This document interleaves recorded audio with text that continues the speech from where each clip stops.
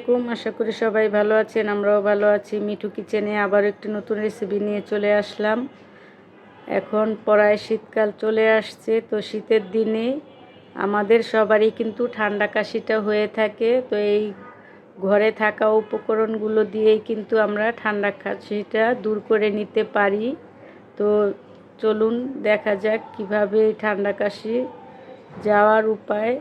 এখানে আমরা নিয়েছি অর্ধেক আদা কুচি, নিয়েছি এখানে 3টি এলাচ, 2টি দারচিনি আর 2টি তেজপাতা আমি ছিঁড়ে 4 টুকরো করে নিয়েছি। আর এখানে নিয়েছি লং। এই লংটা খুবই ঠান্ডা কাশির জন্য উপকারী।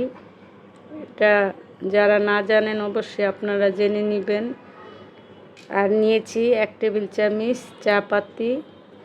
এখন আমরা কিভাবে এই উপকরণগুলো দিয়ে চাটা তৈরি করব সেটাই দেখিয়ে দিব। আর আপনাদের যদি বাসায় কারো ঠান্ডা লেগে থাকে অবশ্যই তেজপাতা নেবেন 2টি, দারচিনি 2টি, এলাচ 3টি আর 6-7টি লং নেবেন।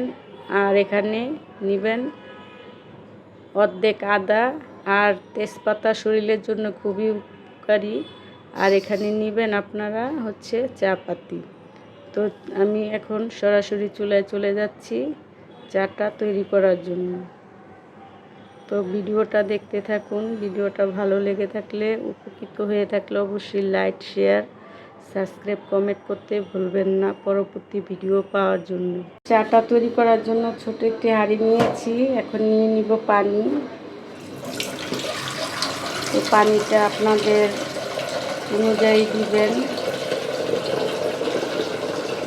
তো পানিটা নেওয়া হয়ে গিয়েছে। এখন আমরা চুলায় বসিয়ে দিব। চুলায় বসিয়ে দিলাম হাঁড়িটা। এখন আমরা যে মশলাগুলো রেখেছি মশলাগুলো দিয়ে দিব। এখন আমরা পানিটা গরম হওয়ার আগেই যেখানে আদা, তেজপাতা, লবঙ্গ, এলাচ, দারচিনি নিয়েছি দিয়ে দিচ্ছি। তো প্রথমে আদা কুচি দিয়ে দিলাম, দিয়ে দিব তেজপাতা। এই মশলাগুলো আগে দিবেন, তারপরে তো দিয়ে দিলাম দারচিনির সাথে সাথে এলাচ, লবঙ্গ। আর পানিটা বলক চলে আসলে আমরা এই তো চা পাতাটা আর চিনিটা একত্রে দিয়ে দিব। চায়ের পানিটা বলক চলে এসেছে, এখন দিয়ে দিব তো চিনি, আপনারা পরিমাণ অনুযায়ী দিবেন। এখন দিয়ে দিব এখানে চা পাতা 1 টেবিল চামচ।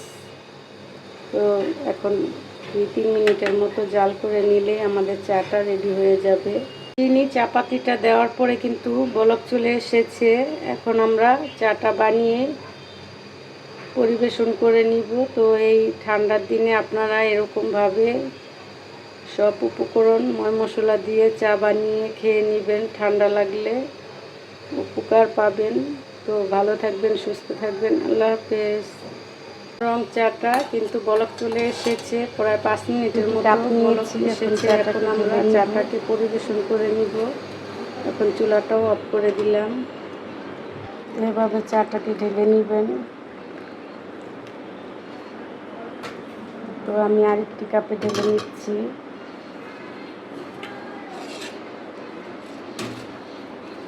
আর আমি এই চার সাথে এখন লেবুর রস অ্যাড করব। লেবুর রস দিয়ে খেয়ে দেখবেন, খুবই ভালো লাগবে।